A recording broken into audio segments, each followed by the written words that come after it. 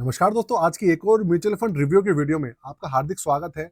देखिए, Motilal Oswal mutual fund house की तरफ से बहुत सारी स्कीम्स है, लेकिन इनकी कुछ 3 या 4 ऐसी स्कीम्स है भाई, जिनके रिटर्न्स ना कोई भी नहीं टक्कर दे पा रहा है उसको। ना तो मिड कैप के अंदर एक स्कीम इनकी है, एक स्मॉल कैप में है, एक इनकी मल्टी कैप में है, एक इनकी लार्ज कैप में है। तो आज मैं बात करने वाला हूँ Motilal Oswal small cap fund की। परफॉर्मेंस के हिसाब से ये फंड काफी अच्छा रहा है। गिरावट के अंदर भी ये फंड जो है जल्दी गिरा नहीं था। मैंने कई महीने पहले इसका रिव्यू किया था, लेकिन अब इसकी कंडीशन कैसी चल रही है उसको समझते हैं। क्या गिरावट है, कितना नेगेटिव है, कितना पॉजिटिव है।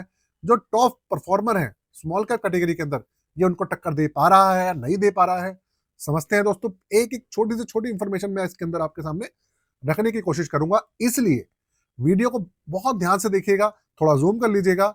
और अगर मोबाइल की अगर आवाज थोड़ा साउंड स्लो हो तो थोड़ा सा साउंड जो है आप लीड के द्वारा या ईयरफोन के द्वारा सुन सकते हैं, जिससे कि आप इस फंड के बारे में अच्छे से जान पाए, है ना।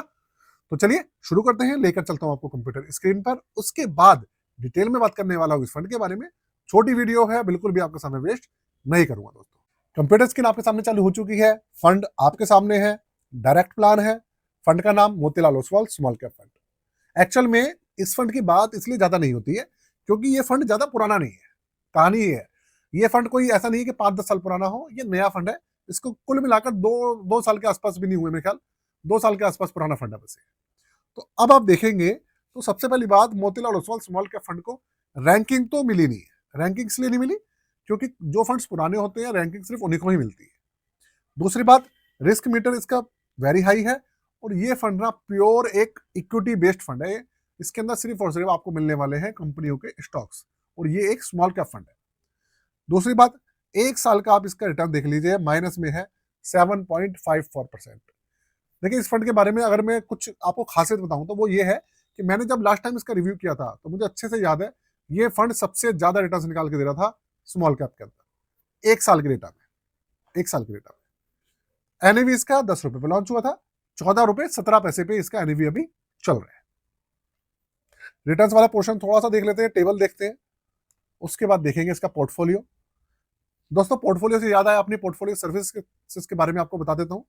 देखिए, अपनी हर वीडियो में इसलिए बताना पड़ता है क्योंकि बहुत सारे मेरे चैनल पर मैक्सिमम नए यूजर्स हैं।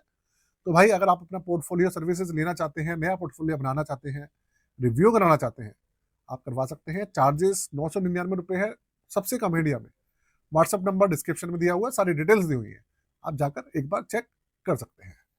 तो भाई, इस फंड को आप देखिए, 1 साल को तो आपने देख लिया, माइनस में 7.54% का रिटर्न है। 3 साल इस फंड को नहीं हुए, 2 साल से ज्यादा हो गए, 3 साल से कम हुए, इसलिए आपको डेटा यहाँ नजर नहीं आ रहा है। तो आप देखेंगे 6 महीना 3 महीने, जब 1 साल में ही नेगेटिव है तो 3 महीने 6 महीने तो भाई सारा का सारा नेगेटिव रहने वाला है, ये तो पक्की बात है। तो उस चीज की तो बात करनी बेकार है। अब चलते हैं अपने जो पोर्टफोलियो वाला सेक्शन है उसके ऊपर चलते हैं, उसको देखते हैं।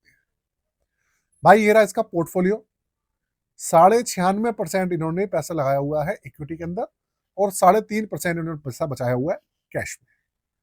तो स्टॉक्स इसके अंदर 54 है, 54 स्टॉक है। और लार्ज कैप सिर्फ 5% है, मिड कैप है करीबन 56%, और 39% है स्मॉल कैप। ये पूरी की पूरी हिस्सेदारी है। 5% लार्ज कैप, मिड कैप 56%, और 39 38 39% है स्मॉल कैप। इसके बाद इसके अंदर है 9 सेक्टर्स, टोटल 9 सेक्टर्स है इसके अंदर। कंज्यूमर डिस्क्रिशनरी सबसे बड़ा सेक्टर है इसका, करीबन 24.25% मान लीजिए। फाइनेंशियल सेक्टर है करीबन करीबन 17.5% मान लीजिए आप। हेल्थ केयर सेक्टर है 11.82%। उसके अलावा इंडस्ट्रियल सेक्टर है 11.20%। मटेरियल सेक्टर है 10.76%। एनर्जी सेक्टर है 7.5%। और टेक्नोलॉजी सेक्टर है हमारा, वो भी 5.5% मान लीजिए। और कंज्यूमर स्टेपल्स तकरीबन है 4%। तो फंड्स जो सेक्टर्स है उसकी हिस्सेदारी काफी अच्छे से कर रखी है। और लेकिन लेकिन लेकिन एक चीज आपको बताऊं, इन्होंने ना जो यहाँ पे स्टॉक्स हैं सिर्फ 54 रखे हुए हैं। स्मॉल कैप कैटेगरी का फंड है तो कम से कम यार 150-200 फंड तो होने चाहिए ना, लेकिन सिर्फ 54 स्टॉक्स है इसके अंदर। लेकिन मैं आपको एक चीज बता दूं, अगर आप मेरे चैनल पर पुराने जुड़े हुए हैं और आपने मोतीलाल ओसवाल के जो फंड्स हैं उनके आपने रिव्यू देखे हैं, तो मैं आपको एक चीज बता दूं कि भाई इनकी स्कीम्स के अंदर जो मिड कैप और जो मल्टी कैप कैटेगरी के जो फंड है ना, उसके अंदर पता है कितने स्टॉक्स हैं? सिर्फ 19 स्टॉक मल्टी कैप के अंदर। मिड कैप के अंदर भी बहुत कम है। उस हिसाब से देखा जाए तो इन्होंने बहुत ज्यादा स्टॉक्स रखे हुए हैं, 54 स्टॉक्स, बहुत ज्यादा है। चलिए, जो भी है कुल मिलाकर ये है कि भाई फंड जो है रिटर्न देना चाहिए, कुल मिलाकर ये है। अब चलते हैं इसका जो चार्जेस हैं और डेटा है उसको चेक कर लेते हैं।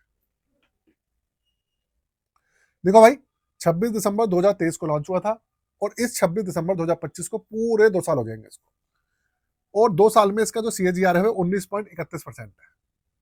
2 साल का CAGR 19.31% है।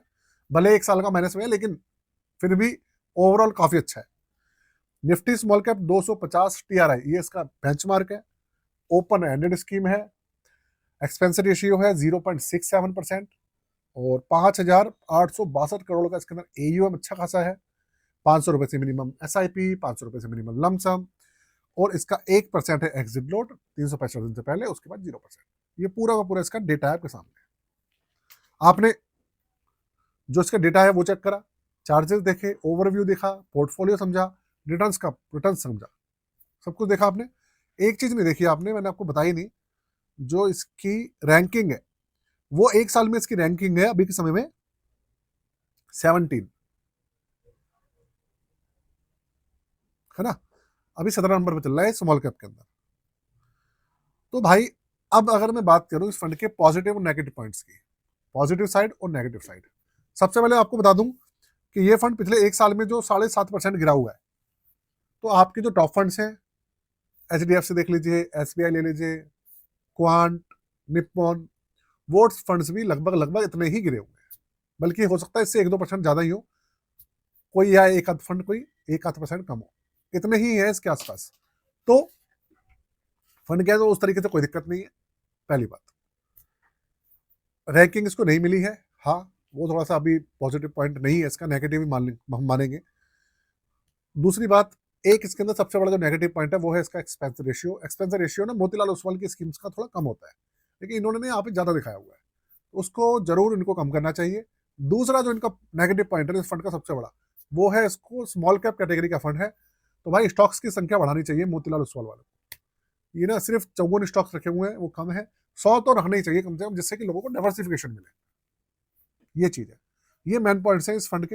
अगर ये सब चीजें ठीक हो जाती है तो भाई इस फंड को ना टक्कर देने वाला, मतलब टक्कर देने वाले तो खैर वैसे बहुत सारे हैं, ऐसी बात नहीं है, लेकिन हाँ ये और सबको टक्कर दे पाएगा, समकक्ष पहुंच जाएगा ये उनके। ये मुझे लगता है ऐसा इस फंड को देखकर।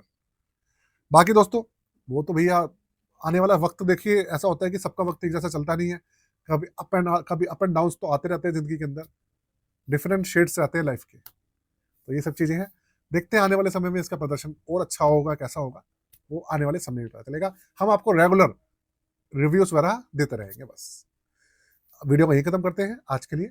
जय हिंद, वंदे मातरम। अपना प्यार देते रहिएगा और चैनल को प्लीज प्लीज सब्सक्राइब कर लीजिएगा।